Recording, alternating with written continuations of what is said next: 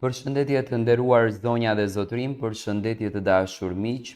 Ja ku po takohemi ditën e sotme për t'i dhënë vëmendje një ngjarjes që në fakt sot ka tronditur kishën katolike, ka ndruar jetë Papa i Vatikanit. Unë jam munduar që ta përshkruaj Papën e Vatikanit në të gjitha format e mundshme, çfarë do të ndodh tashmë. Ka qenë një baba për botën dhe fundi një epoke dhe lindja e një trashëgimie. Do me thënë, jam munduar që ta përfshi të gjithë sekretin që në fakt është përfolur jashtë mase shumë. Në një mëngjes të shenjtë, kur këmbanat e kishave anë mban botës përshëndesnin ringjalljen e Krishtit dhe miliona besimtar lartësonin lutjet e tyre me shpresë dhe paqe, një tjetër shpirt i shenjtë u largua nga kjo botë në mënyrë tronditëse dhe mistike, pikërisht në ditën e Pashkëve, një nga festat më të rëndësishme të kalendarit të krishterë, ndroi jetë Papa i Vatikanit, një prej figurave më të dashura dhe më të ndritura dhe më njerëzore që ka njohur ndonjëherë historia moderne e kishës katolike. Ai nuk ishte thjesht një pap, ai ishte zëri i ndërgjegjes botërore, ai që guxoi të fliste për plagët e njerëzimit kur shumë lider zgjidhnin të heshtin. Ai ishte dora e shtrirë ndaj të varfërve, buzëqeshja për të pastreët, përqafimi për refugjatët, bekimi për ata që nuk i takonte kur me sy, po i mbante gjithmonë në zemër. Papa ndroi jetë, por jo përpara se të linte gjurmë të pashlyeshme në ndërgjegjen e çdo njeriu që beson në paqe, drejtësi dhe dashuri të pakushtëzuar. Të ndronte jetë në ditën e Pashkëve, për shumë kënd nuk është rastësi.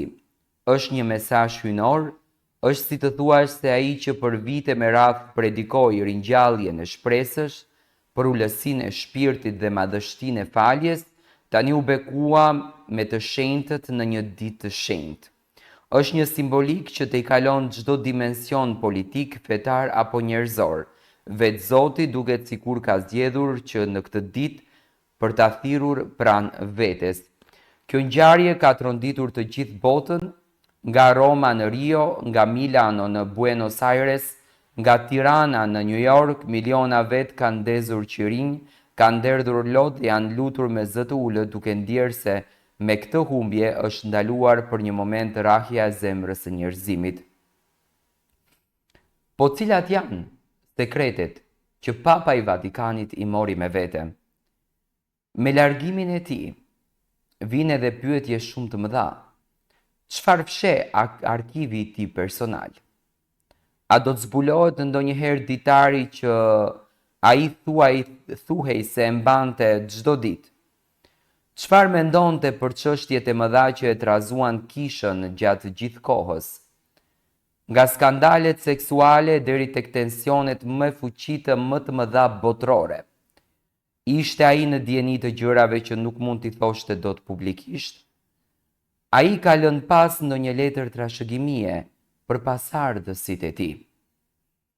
Nuk janë të paktë ata që besojnë se Papa i ndjer kishte dieni për informacione tepër të ndjeshme për marrëdhëniet midis Vatikanit dhe disa shteteve perëndimore, për çështjen financiare që nuk dolën kurrë në dritë dhe për profeci të lashta që lidhen me të ardhmen e kishës edhe njerëzimit. A është kjo vdekja e fundit e një epoke apo një fillim i një zbulese më të madhe? Njerëzit nuk do ta kujtojnë vetëm si papën që foli në sheshet e mëdha apo në balkonin e Shën Pjetrit.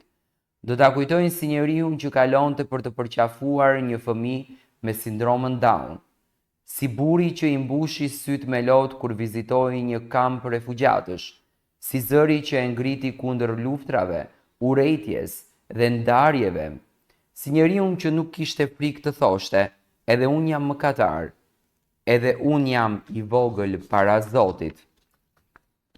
Ai ishte Papa i paqes, Papa i përullësisë, Papa i thjeshtësisë. Dhe ky ishte sekreti i tij më i madh. Nuk kërkoi kurrë të jetë i madh. Dhe pikërisht për këtë u bë i pavdekshëm në zemrat e njerëzve. Fundi një epoke, lindja një trashëgimie. Sot bota është në zdi. Një zdi që nuk vishet me rroba të zeza, por me reflektimin më të thellë, sepse kur largohet një njeri që fali aq shumë dashuri, botës i mungon një dritë. Po ndoshta, largimi i tij në ditën e Pashkëve dhe në një mënyrë për të na kujtuar se jeta nuk mbaron me vdekjen, jeta është udhëtimi drejt përjetësisë. Në Vatikan këmbanat po bien, fytyrat janë të zymta, lutjet janë të pafundme, dhe ndërsa bota përkulet për të nderuar këtë figurë që do të mbetet përjetësisht në historinë e njerëzimit, një pyetje mbetet pezull. A do të vinë një herë dikush tjetër si ai? Këto janë në fakt disa fjalë që kam bërë një përshkrim të Papës së Vatikanit, por dua të qëndroj tek fakti të sekreteve që mori me vete, nga që kanë qenë shumë të komentuara, sidomos hapja e dyerve të mëdha që u quajt si një moment i keq për botën, domethënë sipas të gjithë analistëve që po flisnin sikur dyert u hapën dhe ndodhen shumë trazira nëpër botë. Domethënë ju e dini shumë bukur që Papa kishte një vlerë të veçantë dhe kishte një lidhje të afërt shumë me botën dhe me largimin e tij ne mund të kemi shumë pyetje të mëdha në kokë. Besoj që të gjithë do të jenë kuriozitar të dinë se çfarë fsheh arkivi i tij personal. Nuk ma merr mendja që do të jetë tolerueshme për të hapur arkivi i tij personal, duke u bazuar dhe me ikjen e Papës së kaluar të Vatikanit që nuk u hap asnjë portë dhe nuk u hap asnjë moment i tij.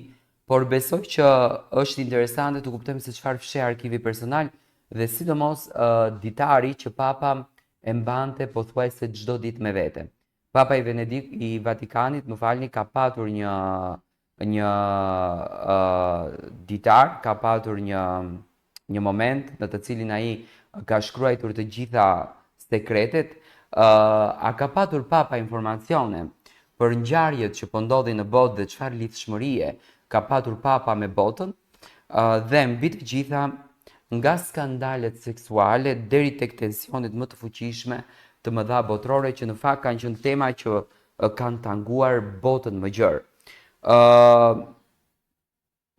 Dhe letra e trashëgimisë që Papa ka lënë pas është një letër që besoj që do të hapet më njëherë pas përfundimit të ceremonisë, një ceremoni që do të zgjatet me ditë të tëra, e ngjashme me atë të mbretëresë Elizabetës, do të jetë edhe ceremonia e Papës së Vatikanit.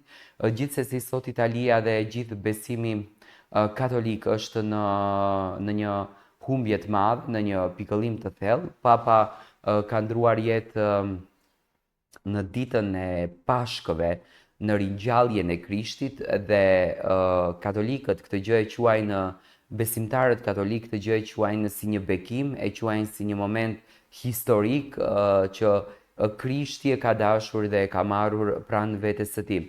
Çfarë do të ndodh pas kësaj ngjarje? Çfarë do të ndodh pas kësaj historie?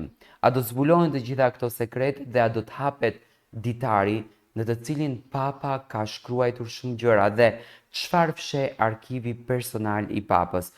Besoj që këto gjëra do të mbeten enigmatike, nuk ma merr mendja që do të hapen publikisht, por ndoshta për kureshtje edhe mund t'i hapin publikisht për të zbuluar se çfarë të fshehtash ka ditur Papa dhe çfarë në fakt ka marrur me vete, apo konkretisht çfarë po e pret këtë botë në të cilën ne jetojmë.